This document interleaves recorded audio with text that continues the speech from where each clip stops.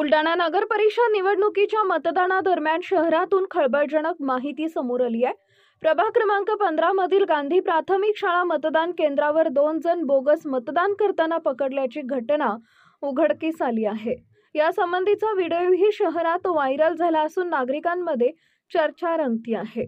याशिवाय प्रभाग क्रमांक 8 मध्येही एक संशयित बोगस मतदार आढळल्याची प्राथमिक माहिती मिळत असून अशा प्रकारे एकूण 3 बोगस मतदारांचं प्रकरण समोर आलं आहे।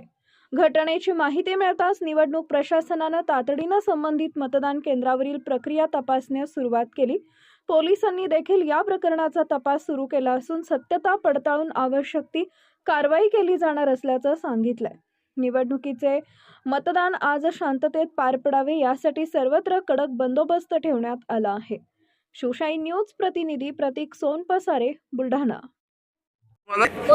कोथळीचे काय नाव आहे तुमचं? सांगा सांगा नाव तुमचं ओरिजिनल नाव सांगा, म्हणजे कारवाई फालतू होईल। ओरिजिनल सांगा, नाव सांग, अभिषेक, पूर्ण नाव सांग। अभिषेक हरमकर। त्यांचं तुमचं नाव?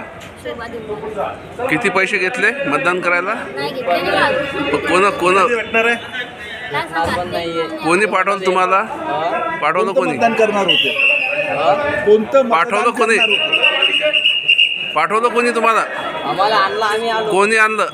होते गावातले होते। आता कोण होते? कोणत्या पक्षाचे होते? कोणतं मतदान करणार होते तुम्ही? वगैरे ते तर काही माहित नाही असं। मग नाव सांगा, कोणी पाठवलं तुम्हाला? कोणी कोणी आणलं? चल घ्या नाव, गावातले होते। नाव सांगा त्याचं, कोण होतं? नाव घ्या पटापट। अरे कोण सांगितलं? हा, गणेश हरामकर। कोणत्या पक्षाचा आहे तो? ते नाही माहित। अरे असं कसं? त्यांना किती जण आले तुम्ही?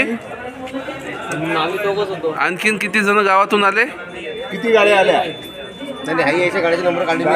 गाडी नंबर काय? आम्ही गाडी आणली, आम्हाला आणलं त्याच्या गाडी। काय सांगून आणलं? काय सांगून आणलं? काय सांगून आणलं? कोणाला देणं आहे? काही असं काही सांगलं नाही, फक्त देणं। सावधान सावधान सावधान, बुलढाणेकरांनो सावधान।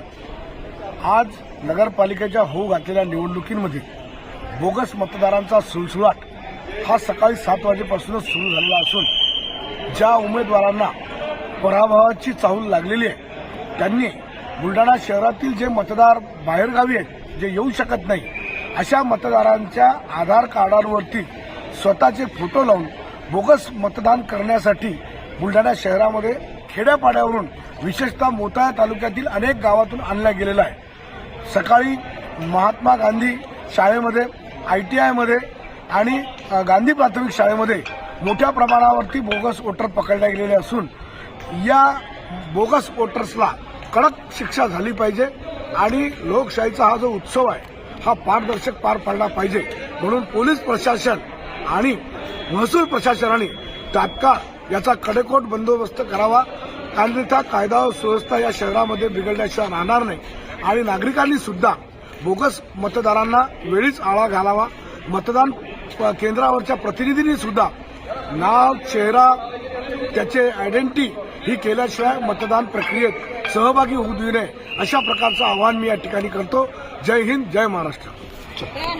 ताज्या घडामोडी जाणून घेण्यासाठी शिवशाही न्यूज यूट्यूब चॅनलला सबस्क्राईब करा। आपण हा व्हिडिओ फेसबुकवर पाहत असाल तर फेसबुक पेज फॉलो करा आणि शिवशाही न्यूज.com या आपल्या वेबसाईटलाही भेट द्या।